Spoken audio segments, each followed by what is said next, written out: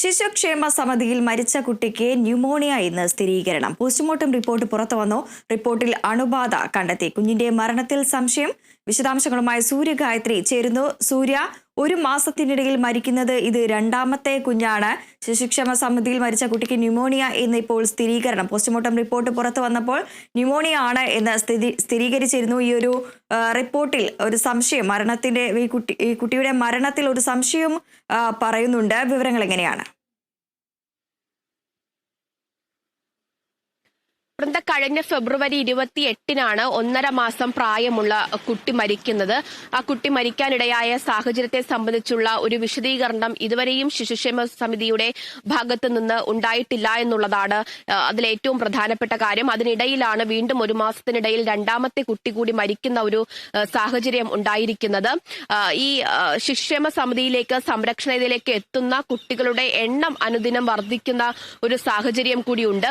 അതിനിടയിൽ തന്നെ ഈ ശിശുക്ഷേമ സമിതിക്കകത്ത് ആയമാർ കുട്ടികളെ ഉപദ്രവിക്കുന്നു എന്ന വാർത്ത പുറത്തുവരികയും ആയമാർക്കെതിരെ നടപടി അടക്കം സ്വീകരിക്കുകയും ചെയ്യുന്ന സാഹചര്യം ഉണ്ടായിരുന്നു. അത് ശിശുക്ഷേമ സമിതി ജനറൽ സെക്രട്ടറി തന്നെ നൽകിയ പരാതിയുടെ അടിസ്ഥാനത്തിലാണ് കുട്ടികളെ ഉപദ്രവിച്ച ആയമാർക്കെതിരെ കേസെടുക്കുന്നതും പിന്നീട് അറസ്റ്റിലേക്ക് അടക്കമുള്ള ഘട്ടത്തിലേക്ക് പോലീസ് കടക്കുന്നതുമൊക്കെ തന്നെ. അതീവ സുരക്ഷയാണ് കുട്ടികൾക്ക് ശിശുക്ഷേമ സമിതിയിൽ ഏർപ്പെടുത്തിയിരിക്കുന്നത് എന്നുള്ള കാര്യം തന്നെയാണ് അതിന്റെ അധികൃതർ ഒക്കെ തന്നെ വ്യക്തമാക്കുന്നത് എന്നതാണ്. എന്തായാലും ഇപ്പോൾ കഴിഞ്ഞ ദിവസം രാവിലെയാണ് ഈ 5.5 മാസം പ്രായമുള്ള കുട്ടി മരിക്കുന്നത്.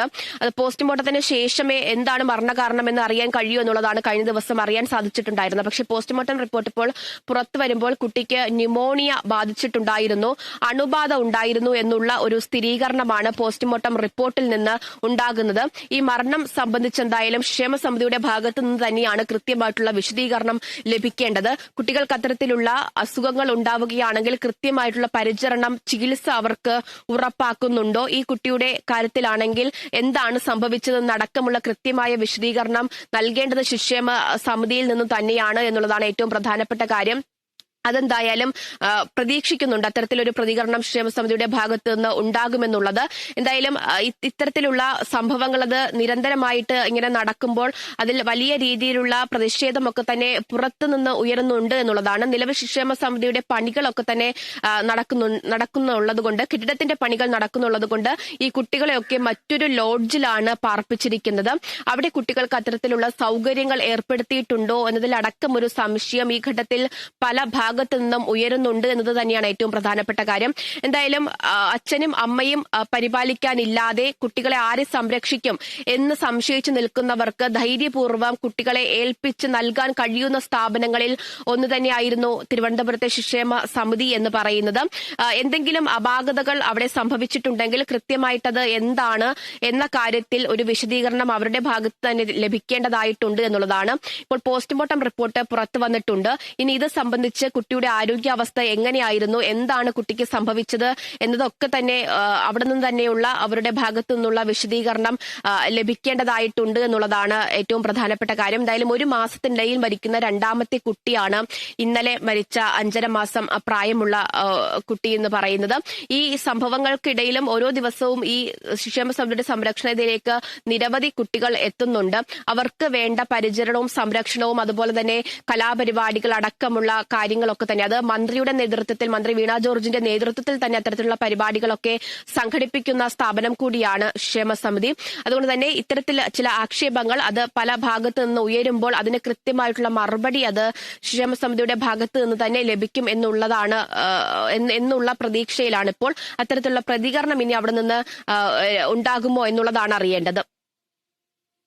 സൂര്യ, നിലവിൽ ഇപ്പോൾ അവിടെ പ്രധാന കെട്ടിടത്തിൽ അറ്റകുറ്റപ്പണികൾ നടക്കുന്നു എന്നറിയുന്നു. ഇപ്പോൾ കുട്ടികൾ എവിടെയാണ്? ഇവർ സുരക്ഷിതരാണോ? തീർച്ചയായിട്ടും അറ്റകുറ്റപ്പണികളൊക്കെ നടക്കുന്നത് കൊണ്ട് തന്നെ കുട്ടികളെ സമീപത്തേക്കുള്ള ഒരു ലോഡ്ജിലേക്കാണ് മാറ്റിയിരിക്കുന്നത്. ഇപ്പോൾ കുട്ടികളടക്കം അവിടെയാണ് താമസിക്കുന്നത് എന്നുള്ളതാണ്. ഈ കുട്ടികളുടെ പരിചരണത്തിന് മറ്റു കാര്യങ്ങളൊക്കെ നോക്കുന്നതിന് വേണ്ടിയിട്ടും ആയമാറുണ്ട്.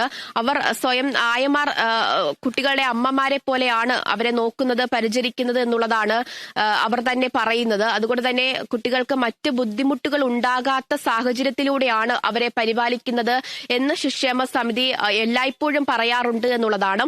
ഇത്തരത്തിലുള്ള ചില വാർത്തകൾ അതിനകത്തു നിന്ന് പുറത്തേക്ക് വരുമ്പോഴാണ് ചില സംശയങ്ങൾ ഉദിക്കുന്നത്. അതിനാണ് കൃത്യമായിട്ടുള്ള മറുപടി ശിശുക്ഷേമ സമിതി നൽകേണ്ടത് എന്നുള്ളതാണ്. ഇപ്പോൾ നിലനിൽക്കുന്ന ചില ചോദ്യങ്ങൾക്ക് അത് മറുപടി അവർ നൽകുമോ എന്നുള്ളതാണ് നിലവിൽ ഉറ്റുനോക്കുന്നത്. ശരി സൂര്യ.